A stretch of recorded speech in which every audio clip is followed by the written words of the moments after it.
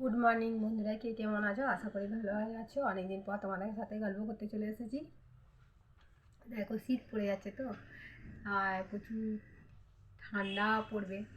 আর প্রত্যেক মানুষের সাবধানে থাকতে হবে, তা নাহলে কি বলতো, ঠান্ডা লেগে যাবে, তাই না? দেখো, টাইম পাই না, এখন প্রচুর কাজের মধ্যে ব্যস্ত থাকি, তো সেই জন্য টাইম পাই না বলে তোমাদের সাথে গল্প করতেও আসতে পারি না। আর আমার মেয়ে কি বলেছে জানো, তোমাদের কাছে বলি। আমার ছোটো মেয়ে বলছে, মা তুমি না আগে দেখতে ভালো ছিল, এখন আর দেখতে ভালো লাগছে না। হয় কেন? বলছে, তুমি দেখেছো তুমি অনেক কালো হয়ে যাচ্ছ, আর কেমন হয়ে যাচ্ছে তুমি। তাই আমি বলছি, আমার তো আর মানে কাজের মাঝে নিজেকে আর দেখার মতো টাইম আমার নেই।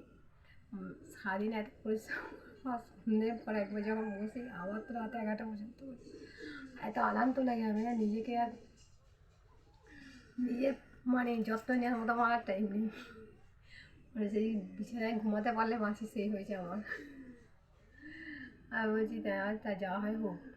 বলছি, না তুমি নিজেকে দেখছো কীরকম, তোমার আগের ভিডিওগুলো দেখেছো তুমি দেখতে। বলছি, যা হচ্ছে হোক, আর আমি পারি না বাবা, ক্ষমতায় কুলাচ্ছে না আমার। তাই না বন্ধুরা, তোমরাই আমাকে বলো, আমার মেয়েকে যেটা বলেছে সেটা কি ঠিক না ভুল? তোমরা তো অনেক বন্ধুরা আমার, অনেক দিন থেকে যারা প্রথম থেকে ভিডিও করছি, তারা তো অনেক আসছো আমার সাথে, তারা দেখো, তারাই ঠিক বলতে পারবে।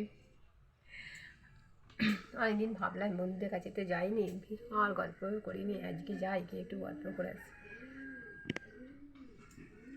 ঠিক আছে বন্ধুরা, সবাই খুব ভালো থেকো, সুস্থ থেকো, আবার দেখা হবে পরের ভিডিও।